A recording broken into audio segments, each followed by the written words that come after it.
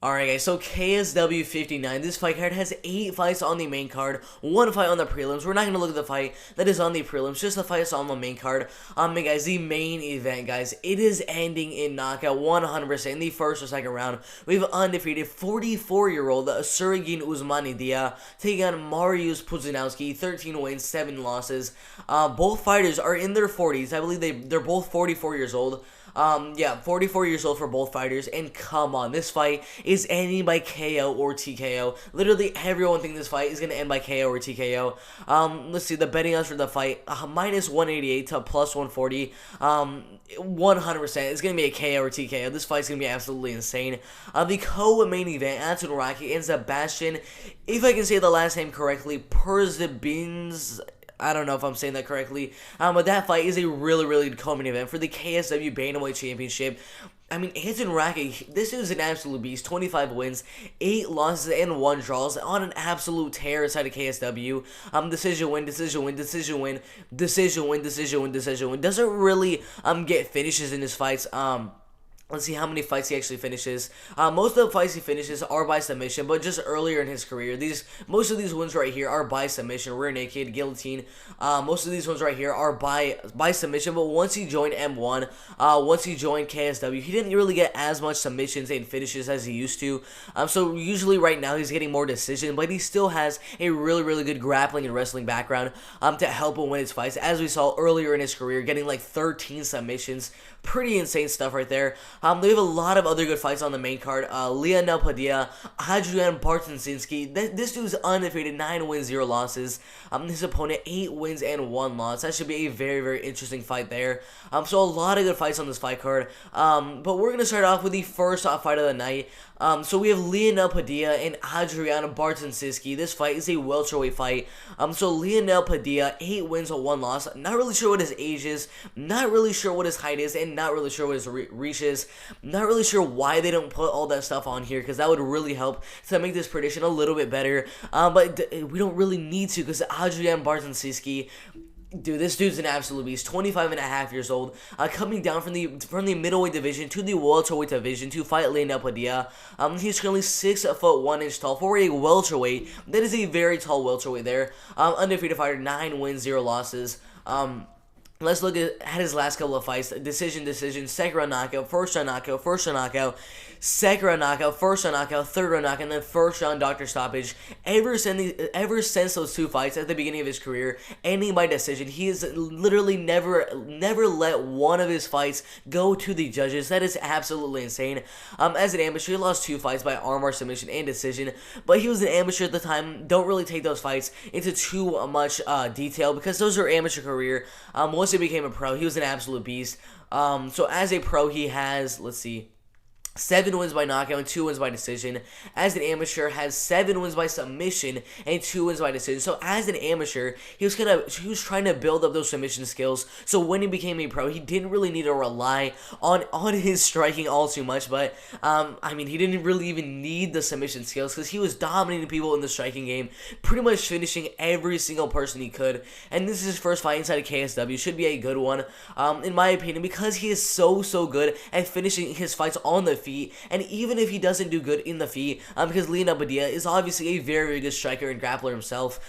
Let's see how many wins he has by knockout. So 5 wins as a pro by submission, and 2 wins by knockout. As an amateur, doesn't have any amateur fights, which is a little bit surprising. But as a pro, has a lot of submission wins, which Adrian Barton Siskiy has a lot of submission wins in his amateur career.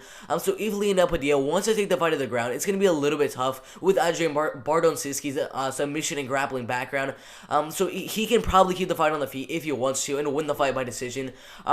It's possibly going to be another decision. A lot of people are saying he's going to win the fight by KO or TKO. I think it's very likely we see another knockout or TKO from Adriana Barton Siskiy in the fight, but I don't know. I have a weird feeling he's just going to dominate the fight on the feet in his first fight inside of KSW. Very likely we see it finish, but in my opinion, I think this fight's going to go all the way. And Adriana Barton Siskiy is going to get his first win inside of KSW and win this fight by unanimous decision.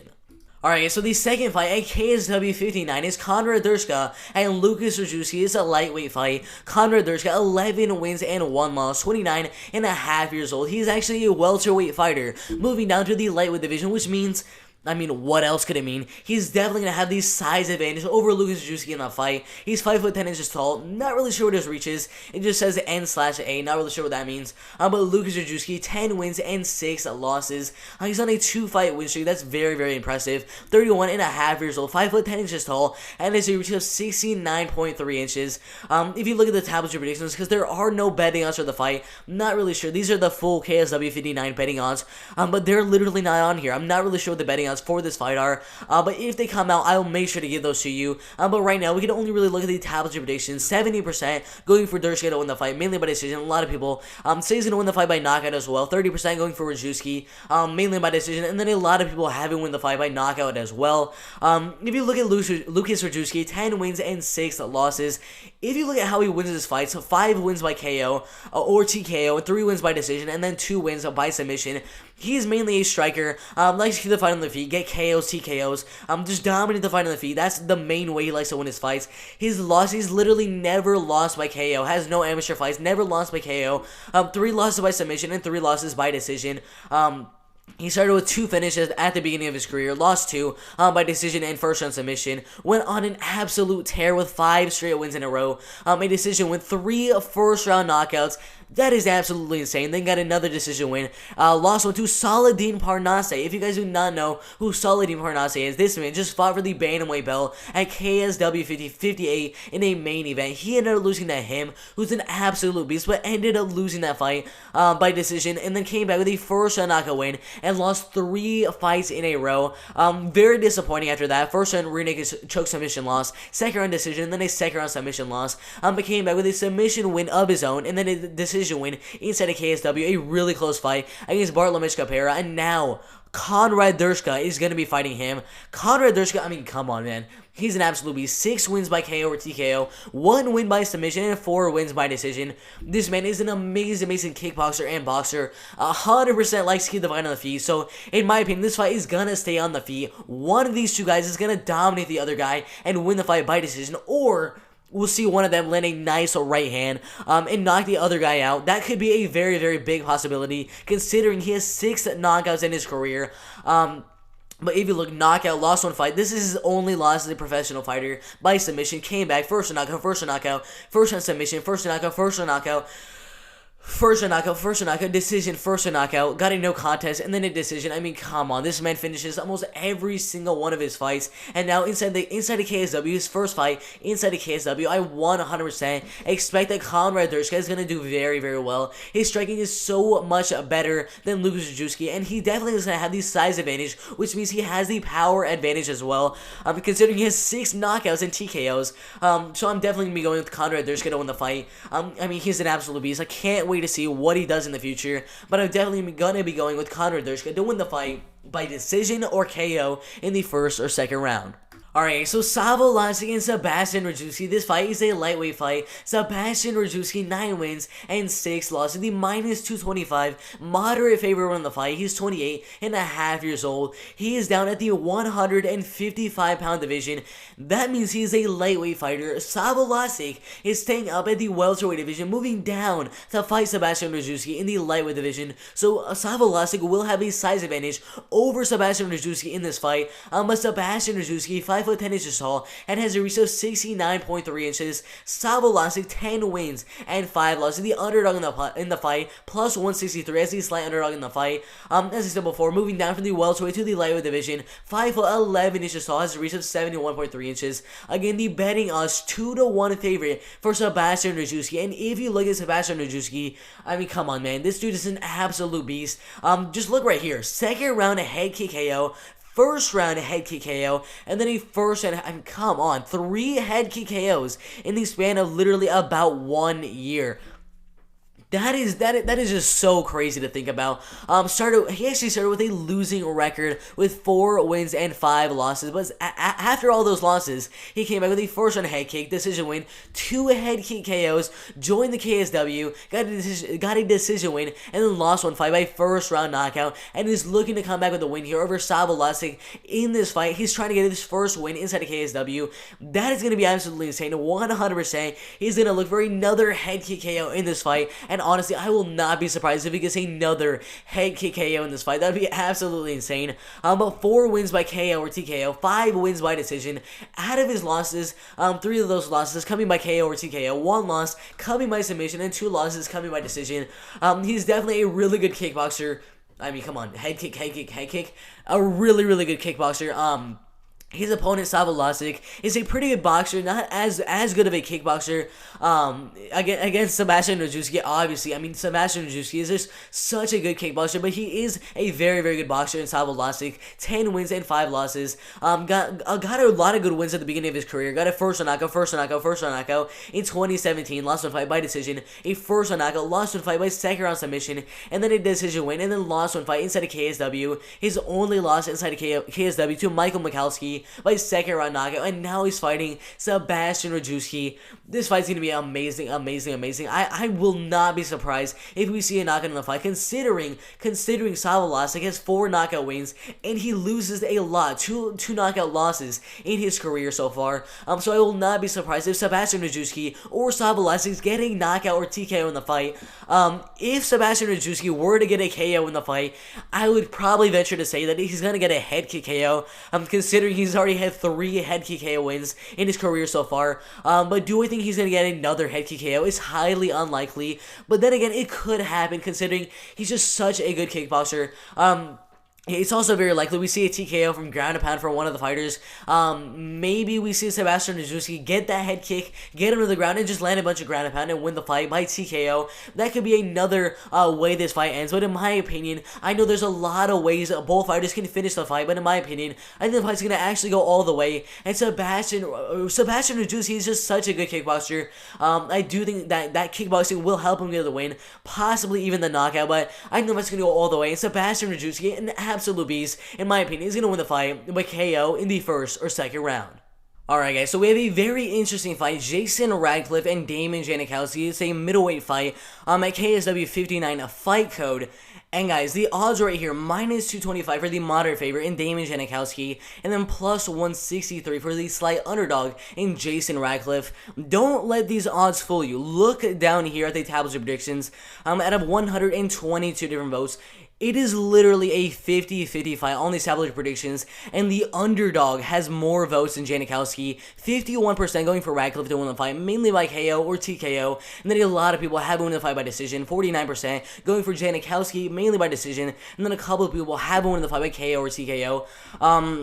I mean, this is very interesting. The underdog is actually favored in the tablet predictions, and not like a really slight underdog. A man that is literally a 2-1 underdog. That is literally insane. Jason Radcliffe, 16 wins and 7 losses. He's fought inside of Cage Warriors, KSW, even inside of Bellator. Fought some guys that have joined the UFC, one of the best organizations for MMA in the entire world. He's 191 pounds in his last fight, 6 foot 1 inch tall, has a reach of 76.5 inches. Damian Janikowski, this man is an amazing wrestler.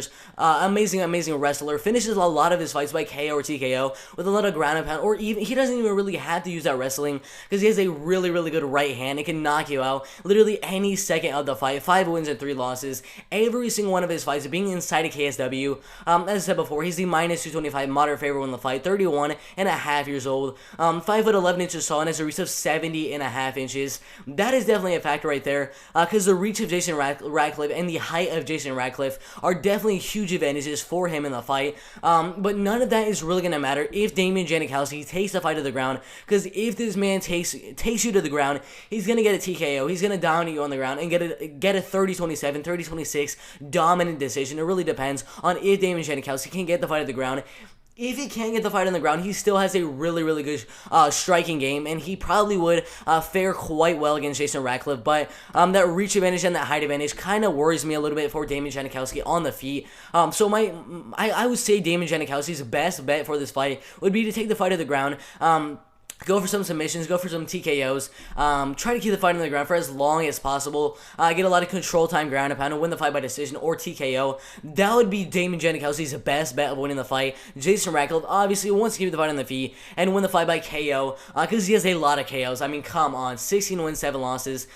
Just look right here, 10 KO and TKOs. that pretty much sums up this man's career so far. 4 submissions, and only one of his fights, one pro MMA fight, going to the judges' scorecards, and then 1 win by DQ. His 7 losses, 4 by KO, and 3 by submission. So pretty much every single one of his fights, except for this one right here, has gone in the first, second, or third round. It is ended by KO, TKO, or submission. He either kills you with a knockout, submission, or TKO, or he gets killed himself. So this should be a very, very interesting fight. I cannot wait for this one to happen. So he lost his one by first knockout. Just got like 5 first knockout wins in a row. 4 first round knockouts and a third round knockout. Lost one by submission. Went on an absolute tear with like 1, 2, 3, 4, 5, 6, 7 finishes in a row. Absolutely insane. Fought Oscar Piechota inside of Cage Warriors. Oscar Piechota is inside of the UFC right now. He fought Shane Mitchell, lost that fight by second round knockout. Went into Bellator, fought John Salter, who is definitely a good fighter, who fought inside the UFC as well. Lost that fight by first round submission. First round knockout win here. Fought Vinicius Mejera, who is also inside the UFC, as you guys can see here. 4 fights inside the UFC and on Dana White's Contender Series. Fought James Webb, went on a tear, got 3 wins in a row, but 2 by knockout and 1 by decision. I mean, dude, he's fought so many legit competition.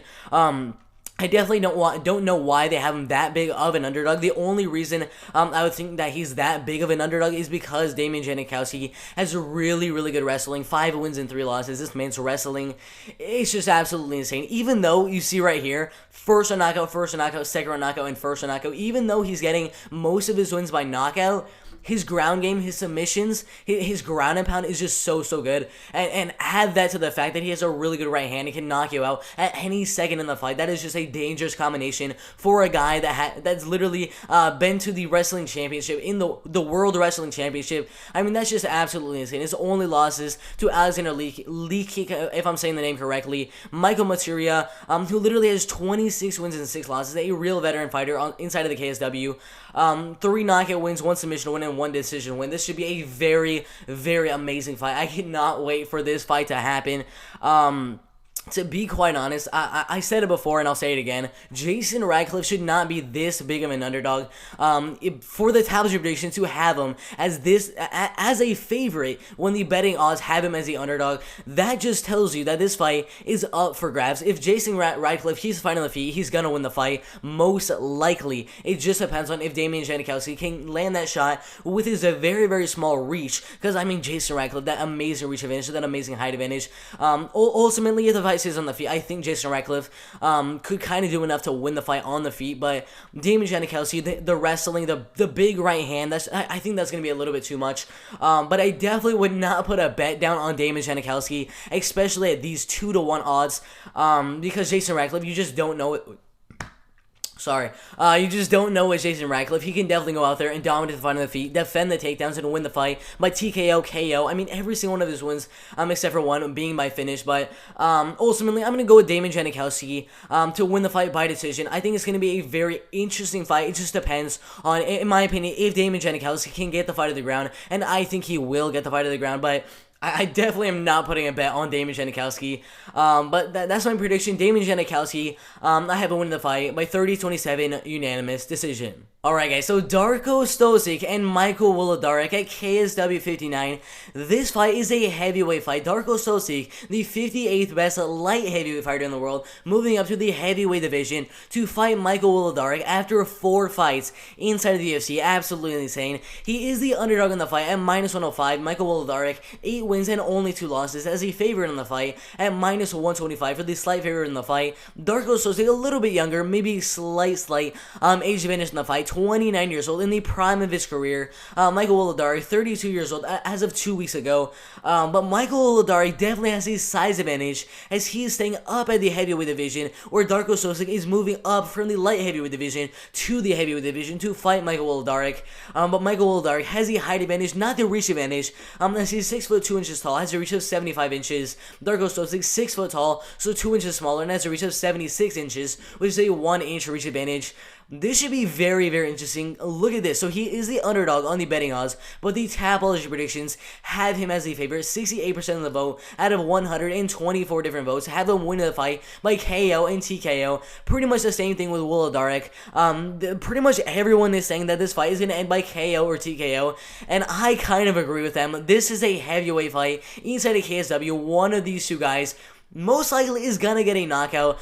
First, let's look at Michael Wildarick. 8 wins and 2 losses. Started his career back in 2010. Got 4 wins in a row. Not really sure how he won those fights. Got a decision win. Joined KSW in 2014. First knockout win, and then a decision win. Lost 2 fights by third round illegal knee and first round guillotine choke submission. To Michael Kita. Then fought Serdan Marovic in 2019 after a 3-year layoff. Won the fight by first round knockout, and literally 2 years after that win over Serdan Marovic, he's fighting Darko Stosic. This fight is going to be a very interesting fight. If you look at how he wins his fights, 4 wins by knockout, 1 win by submission, and 3 wins by decision. His losses, he's never been knocked out as a professional fighter. 1 loss by submission and 1 loss by DQ.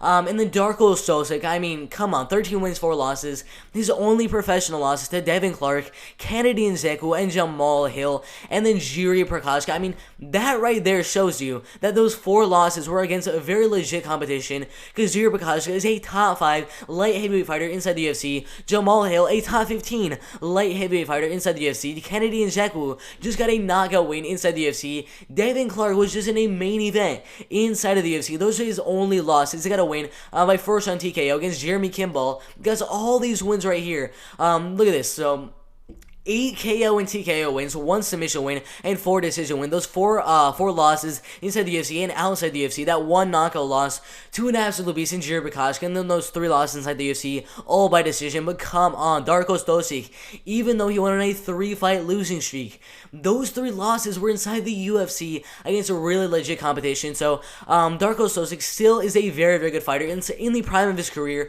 has the reach advantage, has the age advantage a little bit. And I don't know why they have him as the betting underdog. I think his striking is going to be way, way too much for Michael Wildarick to handle. I actually think he's going to land that big shot that might just knock him out. And I checked a little bit earlier for this fight. Darko Stosic right here, this is minus 105 for Betway and then minus 125. But right here for Bet Online has minus 225 for Darko Stosic. That seems a little bit more like it. I don't know what's up with these odds right here. But if anyone is looking at these odds, minus 105 for an underdog for Darko Stosic, coming from the UFC, I mean, come on. There's no way I'm going to bet on Michael Wildarick at minus 125. So, I mean, come on. Look at it, minus 105. That might be a very good bet to place on Darko Stosic. I think he's going to go out there and land a big right hand, and I think he's going to drop Michael Wildarick with 1 punch, a walk-off knockout win in the first round. It's going to be amazing, amazing, amazing. Darko Stosic in his first fight outside of the UFC. I think this is going to be an amazing fight,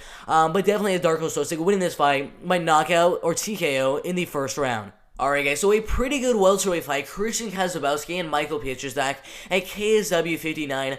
And guess what, guys?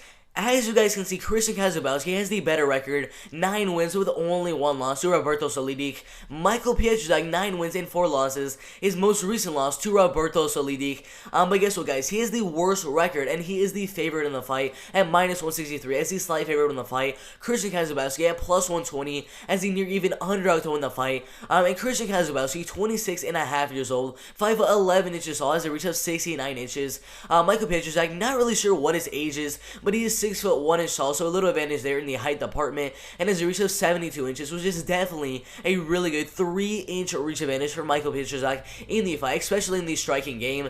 But if you look at the Tapology predictions, even though right here you guys can see that Michael Pietrzak is the favorite to win the fight, the Tapology predictions say a lot differently. 137 different votes, mainly going for Kazabowski to win the fight, mainly by KO or TKO. Then a lot of people have him winning the fight by decision. 35% of the vote going for Pietrzak to win the fight, mainly by decision, and then a lot of people have Pietrzak winning the fight by KO or TKO.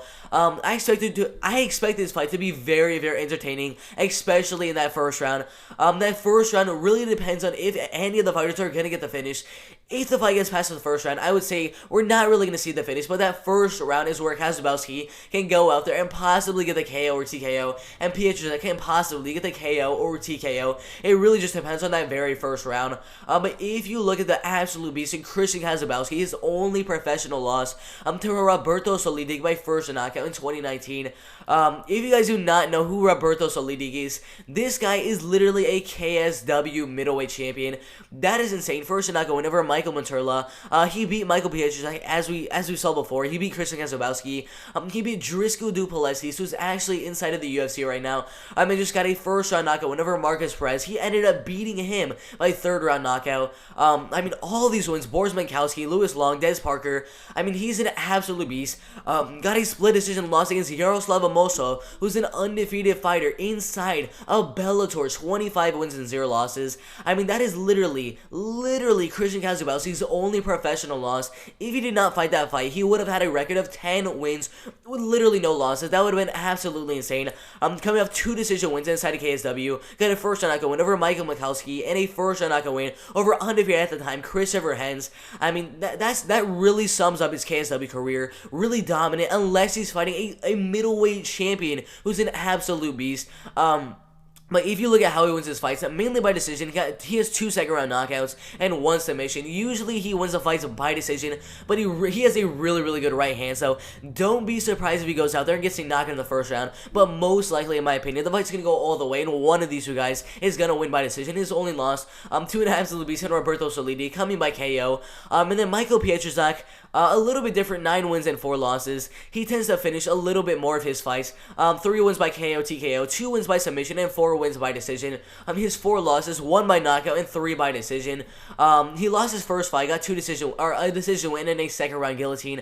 Once he joined KSW, I believe in 2019, fought Roberto Solidig in this first fight, which had to have sucked, fighting an absolute beast in your first ever KSW fight, but he ended up losing that one by decision, and they got a first round knockout win in his last fight, showing he also has a lot of power in his hands. But this fight is really going to depend on who has the better striking and who has the better wrestling. Christian Kazabowski, in my opinion, has a little bit better wrestling, and then I'd probably give the edge to Michael Pietrusek, who has the power advantage. I think the striking is going to be a little bit even in the second and third round if the fight gets there, but in the first round, I think Michael Pietrusek has a little bit more power than Christian Kazabowski. But if the fight gets to the second and third round, I think Christian Kazabowski would do very good with the wrestling, with his striking. I think he'd do a really good job in the second and third round. I think it'd be a really close fight. The first round, in my opinion, will go to Michael Pietrusek, but the second and third round, in my opinion, is going to go to Christian Kazabowski, and he could possibly get a finish, but in my opinion, the fight's going to go all the way. Christian Kazabowski is going to use that wrestling background,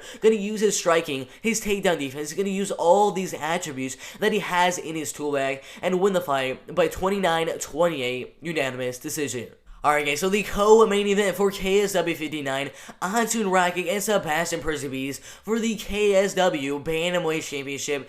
As you guys already know, Anton Rakic, the reigning, defending KSW Bantamweight Champion, 25 wins, 8 losses, and 1 draw, a 2-1 favorite in the fight, -210 as the moderate favorite when won the fight. Sebastian Perciabes, 7 wins and only 2 losses, is the +160 slight underdog to win the fight.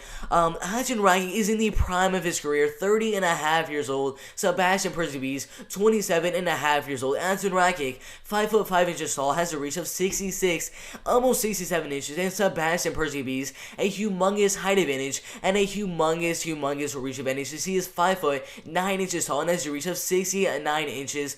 That is literally a 2-inch reach advantage and a 4-inch height advantage for Sebastian Perciabes in the fight. But Anton Rakic, pretty much every single person he fights has the height advantage, has the reach advantage, has the size advantage, but every single time Anton Rakic goes out there and absolutely destroys them. Anton Rakic is an absolute beast of a KSW Bantamweight Champion, and as you guys can see here, out of 146 different votes, literally everyone is saying Rakic is gonna win the fight. 84% of the vote going for Rakic to win the fight, 16% of the vote going for Perciabes to win the fight, mainly by KO and TKO, and then a lot of people have Sebastian Perciabes winning this fight by decision. In my opinion, I think the fight's gonna go all the way. Either way this fight goes, I think Anton Rakic is gonna win the fight by decision, or Sebastian Perciabes is gonna win this fight by decision. Should be a very interesting fight. And if you guys are wondering if this is a 3-round or 5-round fight, it says right here that this fight is a 5-round co-main event for KSW 59. It should be an amazing fight for the Bantamweight belt. Sebastian Perciabes, as you guys can see here, started his career back in 2016, got a knockout win and a decision win, joined the ACB, got a decision loss to Jacob Wildarick, got a second round submission, a first round knockout win inside of KSW, KSW. Then lost to Antun Rakic, lost the fight by decision, came back with a first round knockout, a decision win, a third round knockout, and finally, it is time for him to rematch Antun Rakic. Antun Rakic already beat him by decision in a dominant performance at KSW 46, and let's see if that will happen again for Sebastian Perzibiz. I'm sorry if I'm saying the name correctly. Sebastian Perzibiz. I don't know if I'm saying the name correctly, but he has 4 knockout wins, 1 submission win, and 2 decision wins. And then we go to Antun Rakic, 25 wins, 8 losses, and 1 draw. I mean, this dude is an absolute beast. Started his career back in 2009, 4 wins in a row, lost 1. Got 2 wins, lost 1. Got 3 wins in a row, lost 1. Got a second round guillotine win, lost 1. Went on a 3-fight win streak, lost 1. Went on a 4-fight win streak, lost 1. Got 1 win over Alexei Nazarov, lost 1 by split decision. Got a draw with undefeated Musa Khaliganov. Then lost 1 fight by decision, came back. I mean, come on, look at this. Amazing win streak. A decision win, another decision win inside of KSW over Paulo Polito. A decision win over Kamil Sulwa. A decision win over Sebastian Perzibiz. A decision win over Paulo Polito. A decision win over Damian Janikowski. And then a decision win over Bruno Santos. I mean, literally every single win inside of KSW has been a decision win. If you look at how he wins his fights, 13 wins by submission and 12 wins by decision. He really loves to take the fight to the ground and dominate you on the ground. Go for submission after submission after submission. Go for takedown after takedown after takedown. And to be quite honest, I think there is definitely a chance for Sebastian Perzibiz to keep the fight on the feet and win the fight by decision or get a knockout on the feet. But come on, I mean, Antun Rakic is an absolute beast. If he gets the fight to the ground, he's going to dominate you. He's going to go for a lot of ground and pound. He usually doesn't finish the fight with ground and pound shots. He usually likes to get the ground and pound shots just to soften you up a little bit, to go for that rear naked, go for the guillotine, go for the arm triangle, go for any submission he can think of, and kind of get you on the ground and get a submission. But usually in his fights inside of KSW, he's won most of them by decision, just dominating you on the ground and winning the fight by decision. So in this fight, I expect it to go pretty similar to his last couple of KSW fights. I think it's going to be a dominant performance on the ground, and I do think that Antun Rakic is going to dominate the fight on the ground and win the fight 30-27. Sorry, this is a 5-round main event, 50-45. I think he's going to win every single round of this fight and win the fight 50-45 unanimous decision. Alright guys, so the main event for KSW 59, a fight code, Surrogate Usmani versus Mariusz Puzzinowski. And guess what, guys? This fight can literally go whatever weight these guys want to go at. Surrogate Usmani can go out there at 490 pounds if you wanted to. Mariusz Puzzinowski can go out at 200 pounds. This is an open weight fight. Whatever weight these guys want to come in as, that is their weight for the fight. I'm not really sure what weight they're going to come in as. But Surrogate Usmani, 2 wins, 0 losses, is an undefeated MMA fighter. The underdog in the fight at plus 140 is a slight underdog to win the fight. He's 44 and a half years old, 6'3" tall. Mariusz Puzzinowski, the 150th best heavyweight fighter in the world, 13 wins and 7 losses. The favorite in the fight at minus 190, as the slight favorite in the fight, coming off a knockout win inside of KSW around 1 year ago. He is also 44 years old, 6'1" tall, and has a reach of 77 inches. And guess what, guys? He tapology predictions absolutely insane. Literally every single prediction, I don't even care about the percentages. Every single person pretty much is saying this fight is going to end by KO or TKO, and that is exactly what I think as well. This is going to be an amazing fight, and by the way, it's a 3-round main event, not a 5-round main event. So Surrogate Usmani, 2 wins, 0 losses, a first knockout win over Dan Podmore, and then a win over Amadou Kones.